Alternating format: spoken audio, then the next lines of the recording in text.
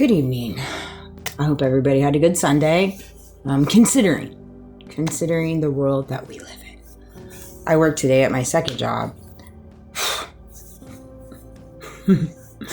I love being entertainment for a lot of people. I don't mind it. It is what it is. I always love my fun conversations.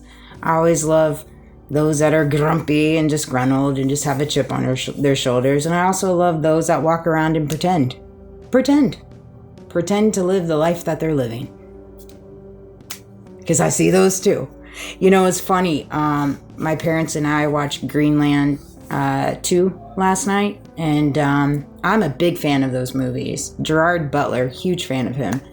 And I was a big fan of Greenland 1 when it came out. And I bought the bullet, right, because I paid to watch it last night because I just wanted to watch the second one, and it was so good. It was so good. It was the perspective alone. I thoroughly enjoy Greenland, both movies. But there is one portion of the movie where the kid asks, like, if you had a choice between being invisible and reading people's minds, which one would you choose? And my father and I chose being invisible. And my mother chose reading people's minds. And you see, I didn't choose that. And I didn't say this to them because I didn't want because I already kind of read people's minds. And I don't enjoy it. It's not favorite to me. I don't think I'm always on point or anything like that by any means, but the things that I intuitively pick up in my discernment and things like that in my inner knowing when it comes to people and their gestures and their eyes and their mannerisms, and just intuitively I can just read people for some reason. There's just things that I just intuitively know, and it's very hard for me. I can tell when people are coming at me disingenuinely. I can tell when people are being fake. I can tell when people are playing their part. I can tell when people are playing their role. I can. And I just move accordingly. Because in my world, I'm being me. I'm not playing a role. I'm being me. I'm being truly me, and I'm being authentically me. I'm not playing a role. I'm not faking it till you make it. I'm being authentic. I'm being genuine. And I'm being, there's no fake. There's no fakeness here. I ain't trying to play in this said simulation, right? And so it's just very unique to me. And so it was really telling to me when that question came about in the movie, because my dad and I immediately was like, oh no, we want to be invisible. In different ways, I kind of do feel invisible in my own way because I'm in my own little world by the grace of God in this world that I live in. And so by the grace of God and the relationship that I built with God in my consciousness and the Holy Spirit, and recognizing what Jesus Christ did on the cross, not only for me, but for others, for mankind, for humanity, I move appropriately how I do. But it's always very unique to me to come into contact with people that go out of their way to be extra grumpy, or be extra in pretending everything's just like normal. Like the world is not normal. Things are not normal. We are not in a normal state. I don't even think normal exists. I don't think normal has ever existed, but just in understanding the magnitude of where we're at right now, with the economy, with the cost of everything, the cost of living, with the grossness of greed, with the grossness of how corruption and deception is so intertangled in every single community in its own way, whether that's in the school system, whether that's in the law enforcement, whether that's state mandated, whether that's in the judicial system. It is in every state, and it is in every local community in some way, shape, or form. And it always lands with people in power, people not wanting to let go of their power, nor not wanting to let go of the amount of money that they make, or the amount of power in the things that they do. That is so deceptive. And it's crazy to me. It's absolutely bonkers to me. But if you know, you know. If you don't, and you want to continue to be asleep. But see, a lot of the people that are asleep stay asleep because they're reaping the benefits of the corruption. They're reaping the benefits of the deception. They're reaping the benefits of the truth not coming out. Let's just be honest here. Let's call a spade, okay? We can keep pretending, but it is what it is. You're telling on yourself, and we're all good. We already know. So, all good.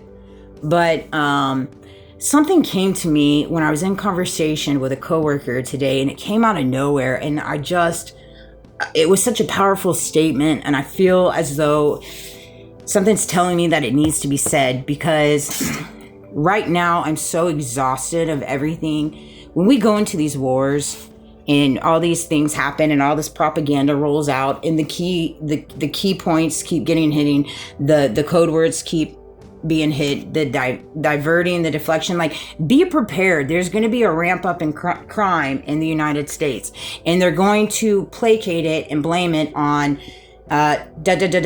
starts with a T, ends with an M, okay? And they're going to blame it on Iran, all right? If you go back into the history books, it generally works that way. Why? Because, well, this war hasn't been a popular vote. Most people don't want this war, but yet it's gotten pushed through. Why? Well, because they talk about nukes, okay? We've been talking about those for many years now. Many years. Many years. It always generally bows down to that, all right? And if you're somebody that understands the magnitude of how these people operate in reference to their power, their greed, their ego, they're being self-centered, in tunnel vision, and absent-minded, okay? You have to understand that if, per se, we got to a place where we started throwing nukes at each other, who is going to be hurt by that? They are going to be hurt by it too, because they're reaping the benefits by all of us right now. Like like, they control the strings and we're just little puppets, right? They take us all out, that's going to be a problem for them. And do you furthermore see all these people living in bunkers? Do you think that that's a lifestyle they want to lead for their parties and their billionaire, retreats and all these things that they do down in Mar-a-Lago and golfing and all that? Like, do you think that they're going to want to stay underground after they nuke each other out? Like, no. I mean, it's just, and again, agree to disagree on this one. All right. And I know I carry an unbiased opinion. And I know a lot of people don't like to talk about these things. And I get that. But I just think that there's so much being thrown out right now in reference to implementing fear and putting fear into those.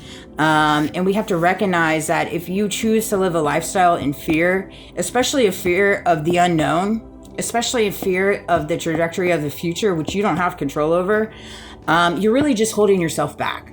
You're holding yourself back from being whatever it is that you were purposefully made to be, because you're holding yourself back, because you're allowing exterior things to control your mindset and tell you have to be this way, you have to act this way, you have to follow these lines, you have to think this way. And at the end of the day, when you do all of those things, you're still not going to win. Well, let me tell you why you're not going to win. Because you're going to start moving and operating the way that they do. And in the midst of that, you're going to create a world where you're walking in shame.